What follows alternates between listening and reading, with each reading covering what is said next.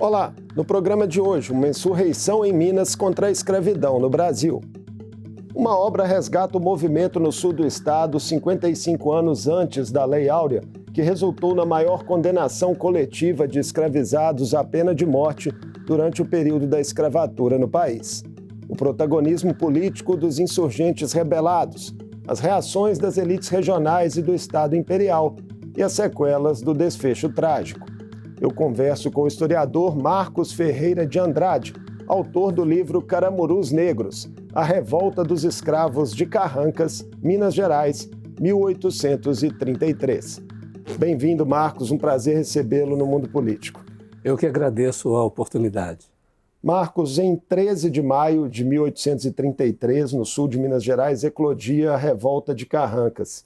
E você teve um primeiro contato com esse evento histórico em 1992, um século e meio depois do registro que foi deixado pelo cônego José Antônio Marinho. Como foi esse seu despertar para a longa pesquisa que seria aprofundada nas décadas seguintes? Eu acho que é muito importante contar os bastidores dessa história, né? Como que o historiador chega a um objeto de pesquisa. Foi através de um projeto de pesquisa desenvolvido na antiga Fundação de Ensino Superior de São João del Rei, hoje o FSJ, né? Ela se tornou universidade nos anos 2000. Era um projeto de pesquisa de catalogação da documentação forense, da documentação da antiga comarca do Rio das Mortes. Essa documentação estava alocada no Museu Regional de São João del Rei. Hoje essa mesma documentação está no Arquivo Histórico do IFAM, na seção de São João del Rei. Mas naquela época sabia-se que tinha documentos ali muito importantes, mas não se conhecia o conteúdo deles, né? Então era um projeto de catalogação e de verificar o que havia dentro daquelas caixas, né? Me lembro como se fosse hoje, quando chegamos na caixa 4, aliás, e nessa caixa que a gente encontrou esse processo que mais tarde vai adquirir esse status de documento monumento que eu batizei, né, do processo da revolta dos escravos de Carrancas. No decorrer da pesquisa, muitas revelações, de certa forma, surpreendentes vieram à tona?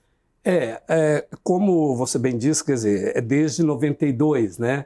E esse livro que na verdade, ele tem as partes mais importantes desse documento, né, que são os autos, o processo criminal da Revolta de Carrancas, há um longo percurso, né, mais de 3 décadas. Então, eu costumo brincar que eu quero largar esse tema de pesquisa, mas ele não me larga, né?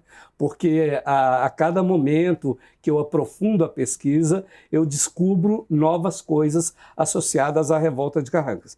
Num primeiro momento, né, nós fizemos, era uma equipe grande, éramos 6 bolsistas e 2 professores coordenadores do projeto. Foi um trabalho de transcrição, né? É um processo de mais de 400 páginas, né? Aquela letra cursiva, né, do século XIX. Então você tem quase que fazer também um trabalho de tradução, né, para entender o conteúdo daquela documentação. Então a gente fez um trabalho de transcrição desses documentos e depois da transcrição desse documento é que eu vi que a gente estava, né, diante de um documento completamente desconhecido dos estudos históricos e aí eu me propus a investigar essa história e tentei o mestrado aqui em 93 exatamente. No final de 93, na UFMG, no programa de pós-graduação em História, com esse tema, para trabalhar com as revoltas escravas no período da regência, e aí, mas eu estava trazendo algo novo, né? Algo inédito. Vamos contar essa história. Quais eram as maiores inquietações do país naquele momento da insurreição em Carrancas? Aí é preciso entender, né, a história política do Império. Quando ocorre a Revolta de Carrancas, aproximadamente aí 9 anos, né, que o Brasil havia se tornado independente. Então a gente tinha um processo de construção das bases do Estado Imperial Brasileiro. Era tudo muito em experimentação, né? E você tinha 3 agrupamentos políticos ali que se degladiavam e que tinham projetos políticos distintos para o Império. Eram os chamados liberais exaltados, dentre os quais você tinha alguns que tinham ideias republicanas de fato, os liberais moderados, como o próprio nome indica, moderados, né? Eles eram monarquistas e constitucionais, então eles defendiam mais a autonomia do parlamento, em oposição, sobretudo, ao imperador, Dom Pedro I, e um grupo chamado de caramurus, que era um grupo que estava muito mais próximo ao imperador, ao Dom Pedro I. Né? Quando Dom Pedro I abdica do trono, parte desse grupo identificado como caramuru é também chamado de restaurador, ou seja, porque eles acreditavam que quando Dom Pedro resolvesse o problema da sucessão em Portugal, ele retornaria ao Brasil para reassumir o trono. Né? Então você tem 3 agrupamentos políticos importantes aí, e em Minas você tem o grupo proeminente, que dava as cartas da política ali naquela época, era esse grupo liberal moderado. E aí os caramurus viriam, né, inclusive, a ser uma inspiração para o título da obra, né? Por que você chegou a essa escolha? Aí a gente tem que voltar ao sentido do termo, né? A origem do termo caramuru. A origem do termo caramuru remete à história da colonização portuguesa e à figura do Diogo Álvares Correia, né? Que é um náufrago português que naufraga ali na Bahia em 1510, por volta de 1510, e nessa história, né, conta que ele abateu um pássaro usando o seu arcabuz, e aí, ou a espingarda, né, e aí depois ele vai ser identificado pelos tupinambás como o homem do fogo, o filho do trovão. Então, esse termo caramuru, ele está associado aí ao processo de colonização português no Brasil. E, por sua vez, lá na década de 30, né, ali na formação do Estado Imperial Brasileiro, esse grupo próximo ao imperador, ao Dom Pedro I, também utilizava esse codinome, né, caramuru. E para a gente entender o porquê do caramuru na Revolta de Carrancas e o título do livro, é porque os escravos acabam se identificando com esse grupo político chamado caramurus. Quais particularidades dessa revolta no sul de Minas geraram, Marcos, uma reação tão exasperada, né, das elites e do Estado à época? Tivemos ali, por exemplo, o assassinato, né, a pauladas de um filho de deputado. Foi um dos elementos? Sim, aí é muito importante a gente voltar ao contexto político, né, de 1833, sobretudo a sedição militar de 1833. A sedição militar de 1833 ela ocorre de 22 de março a 23 de maio, e a Revolta de Carrancas ocorre no dia 13 de maio. Então você tem um branco que é acusado de agenciar os escravos e espalhar o boato ou uma fake news de que o grupo que derrotou, que tirou os liberais moderados do poder em Ouro Preto, que era também designado de caramuru, ele espalhou o boato de que os caramurus haviam abolido a escravidão em Ouro Preto. Ou seja, os liberais moderados, ali do sul de Minas, no caso o Gabriel Francisco Junqueira, que era um deputado que havia derrotado o candidato do imperador 2 anos antes, né? Aí a gente precisa entender também a trajetória do Gabriel Francisco Junqueira. Ele derrota o Dom Pedro, vem a Minas, faz uma viagem a Minas pouco antes da abdicação e acaba fazendo campanha para o seu ministro, o ministro Maia. Qual que é a resposta que parte da elite política mineira dá ao imperador? Eles elegem o Gabriel Francisco Junqueira. Então, o Gabriel Francisco Junqueira é representante dessa elite política que foi alijada do poder naqueles 2 meses. Né? Então, como você tinha uma sedição de brancos, né? A elite estava dividida naquele contexto, os escravos se apropriaram justamente dessa identidade política no caso a identidade de Caramuru. Em meio aos sonhos, né, de liberdade que eram acalentados por esses escravos, existiam ali também hierarquias, alianças e disputas, né, que se estabeleciam no dia a dia da vida em cativeiro. Como diferentes personagens, né, que a obra destaca influenciavam os modos de pensar e agir daquela coletividade. Na verdade, eu costumo dizer que uma revolta escrava, como é uma situação limite, né, porque é matar ou morrer, é uma janela para a gente entender como é que estava estruturada a sociedade escravista. A família Junqueira, ela não vai ser diferente de outras famílias senhoriais, né? Ela vai utilizar das mesmas estratégias que outras famílias escravistas utilizavam. Então, por exemplo, você vai ter escravos que ocupam o posto de feitor, como Joaquim Mina, você vai ter escravo que é pajem do senhor, você vai ter escravo que morava em senzala em separado, que tinha família, que é o caso do Rafael Criolo. Então, quando, né, o nosso telespectador tiver acesso ao livro, a minha preocupação foi justamente também trazer essas histórias individuais, né? Essas histórias dos escravos e de entender como é que se dava essa relação com os senhores.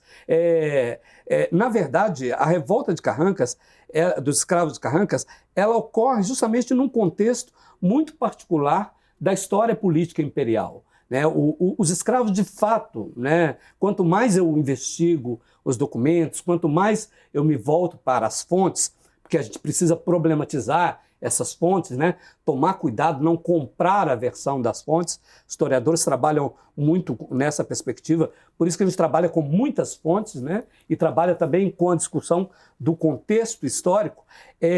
Então, assim, é preciso... Eu sempre estou tentando perceber qual a leitura política que os escravos fizeram, né? Se os caramurus espalharam o boato e estão dizendo que, nós queremos o fim da escravidão, Ventura Mina acreditou nesse boato e espalhou esse boato para as senzalas, né? Então esse é o estupim, essa é a motivação principal da revolta, ou seja, os escravos de fato fizeram uma leitura política. A gente sabe que, evidentemente, que a abolição não estava no horizonte. Né? É só até entender, aquele momento, né? E naquele momento, é só entender a história da escravidão, a gente vai ver que era um momento, inclusive, de um aumento, de uma intensificação da escravidão. O tráfico, né, atlântico de escravos estava de vento em popa. Minas Gerais era a província que mais tinha escravos no Império. O sul de Minas, a comarca do Rio das Mortes, era uma das regiões que tinha a maior população escrava de Minas Gerais. Então, quer dizer, naquele momento não estava no horizonte a abolição. Outro aspecto ressaltado na obra é uma instrumentalização de grupos da população por parte da elite política. Esse é um elemento que repetia padrão de outros eventos históricos do país? Sim, na verdade, eu costumo dizer que essa instrumentalização era recíproca, né? Eu falei antes desses 3 agrupamentos políticos, os liberais moderados, os caramurus e os liberais exaltados, né?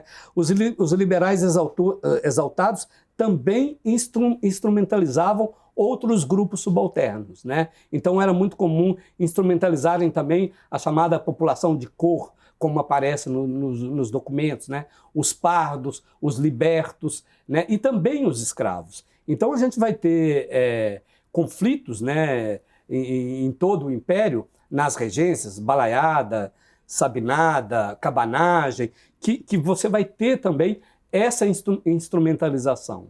Mostrar a revolta dos escravizados, Marcos, e o protagonismo político deles, serve também como um contraponto a uma ideia frequentemente difundida de que eles aceitavam passivamente suas condições?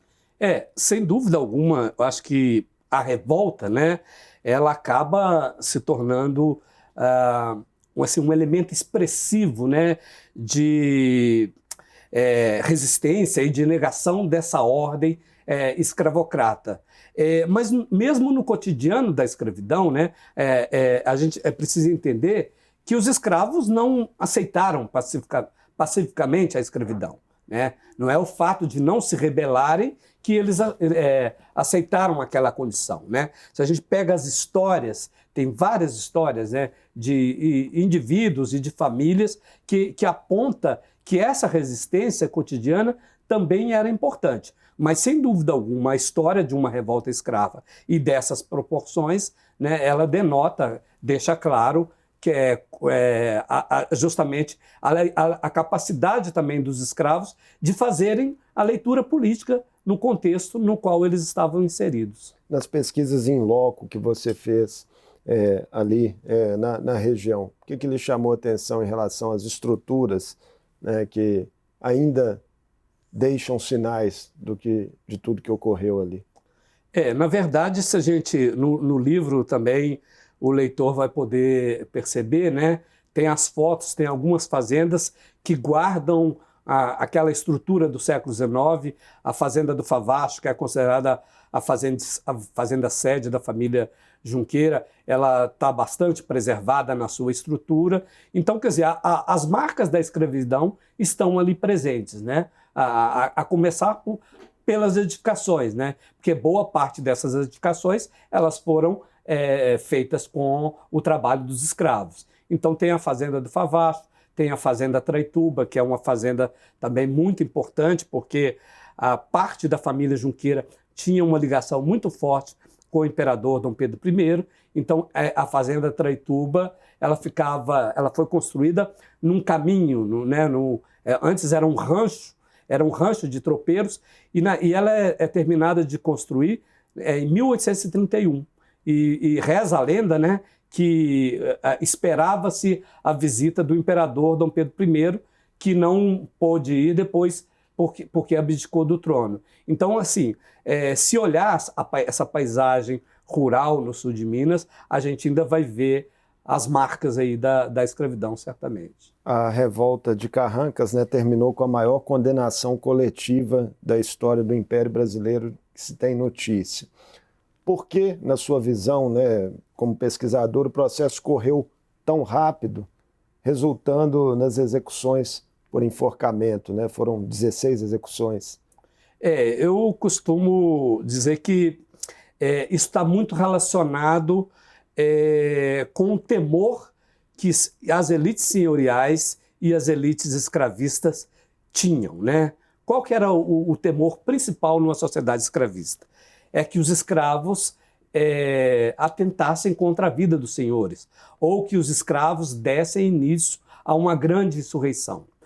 Nós temos aí duas insurreições muito importantes na década de 30, né? Na verdade, também tem lá a revolta do Manuel Congo em 1838, em Vassouras. Então, assim, ao mesmo tempo que você tem um recrudescimento da escravidão, uma intensificação do tráfico na década de 1830, você tem um aumento da rebeldia escrava. Então, você tem a revolta de Carrancas e a revolta dos Malês, e também a revolta de Manuel Congo em 38. Carrancas 33, Malês 35, Manuel Congo 38. E no caso da revolta de Carrancas, você tem uma condenação exemplar porque os escravos mataram a família de um deputado.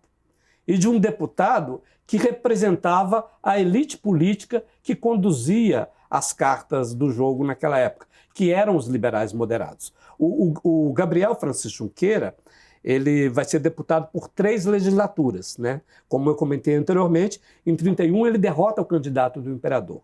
Então, a vitória dele não foi muito bem vista por parte da elite mineira. Essa elite que, não sei se é restauradora ou caramuru, mas que insufla os escravos à rebelião, né? Então, isso não foi bem aceito por essa elite. E os escravos mataram a família, né, com um grau de violência tremendo, né? Se você tem o auto de corpo de delito aí que descreve em detalhes como é que foram realizadas essas mortes, né? Você tem 3 crianças que são mortas, inclusive uma recém-nascida, de 2 meses de idade. Então, e os membros que foram mortos não foram membros de qualquer família senhorial, né? Foi membro de uma família senhorial ligada à elite política liberal moderada. Então, por isso que a regência vai ser assim, tenaz, né? Vai ser implacável, né? Eu acho que esse é o melhor termo na aplicação da pena. 5 escravos, inclusive o Antônio Rezende, entram através do seu curador com a petição de graça ao imperador, que naquela época era a regência que respondia, né? O que a regência faz? A regência nega o pedido, né? O único que vai ter a vida poupada é o Antônio Rezende. Que viria a ser o Carrasco. Exatamente. O Antônio Rezende, ele depois vai ter esse codinome até 1845, quando eu encontro o último documento sobre ele, quando ele vai se tratar de ferimentos na Santa Casa de Misericórdia São João del Rei, o processo aparece, o documento aparece Antônio Rezende, o Carrasco, né? E só ele se livrou da forca porque ele fez um acordo com o juiz municipal de São João del Rei. Não tinha carrasco em São João del Rei para enforcar os escravos, e muito menos tantos escravos, né? Ele enforca 12 nos primeiros dias 4, 5 e 6 de dezembro de 1833, e o processo, a petição de graça dele, de mais 4 escravos, corre mais alguns meses, e em 23 de abril de 1834 é que são enforcados os últimos 4 desses 16. E aí o Antônio Rezende, né, consegue se livrar da forca, mas com a condição de servir de carrasco dos demais e também a pena de galés perpétua ou prisão perpétua. Uma reflexão de fundo agora, Marcos. O 13 de maio, o Dia da Consciência Negra, né, estão hoje no centro aí de narrativas políticas que tentam relativizar ou fortalecer, né, o movimento negro. Como é que você vê o uso, né, dessas datas históricas e que é feito, né, no embate público? Eu costumo dizer, quer dizer, você tem as coincidências de datas, né?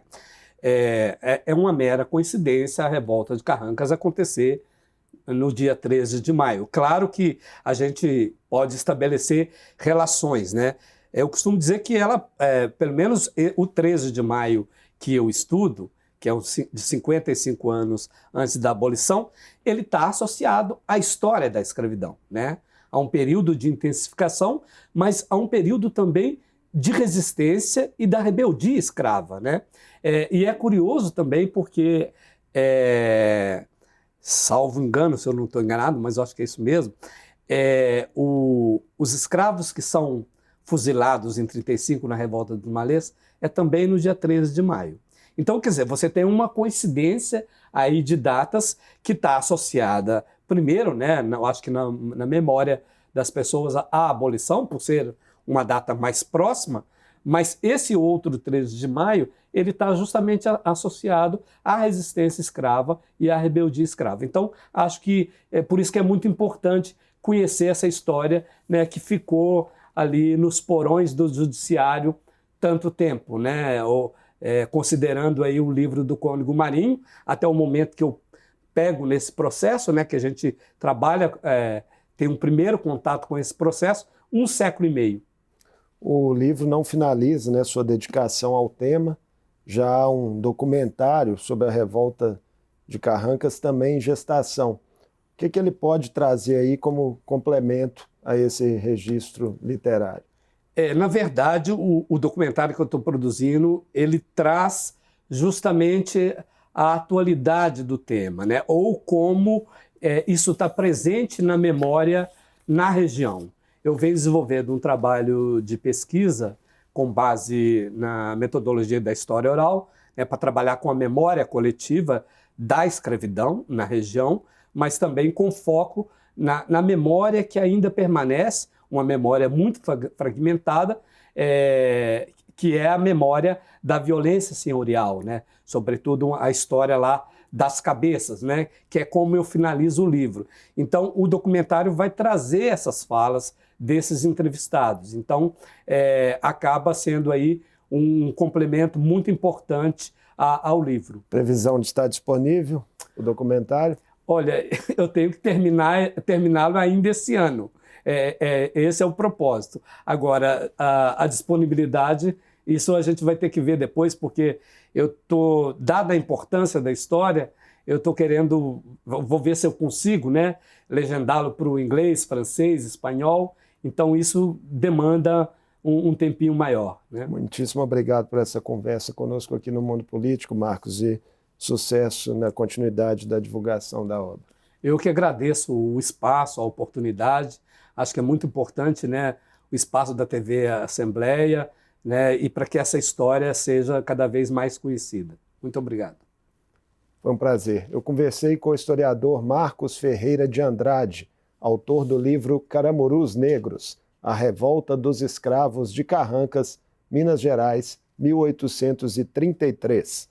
A obra, em lançamento pela editora Chão, reconta a insurreição escrava mais sangrenta do período imperial no sudeste do país. O protagonismo dos rebelados, as reações das elites e do Estado e o simbolismo do episódio para as lutas por liberdade daqueles tempos. O Mundo Político fica por aqui. Obrigado por nos acompanhar e até o próximo programa.